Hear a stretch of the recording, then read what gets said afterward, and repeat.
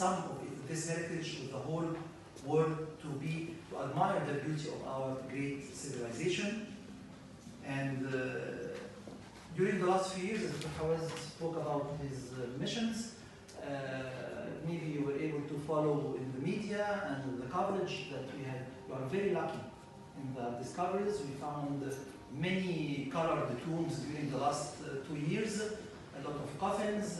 The biggest discovery, I think it was the one which took place 2 weeks ago, the Assassir Cache, where we found in the cliff of the mountain 30 sealed colored coffins of the 10th century BC, the 22nd pharaonic dynasty. So they are 3,000 years old. We opened only 2 of them. The wrapping was still intact. We'll be proceeding to the CT scan and the DNA within the coming 2 weeks, and we're very optimistic to find amulets, masks, and maybe we'll invite the media within 2 weeks to be able to cover this important event.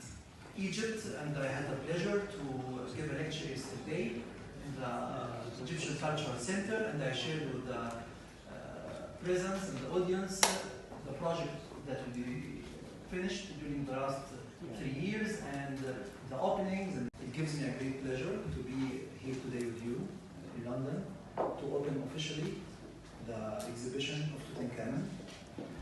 There is a very old and strong love story between Tutankhamun and UK.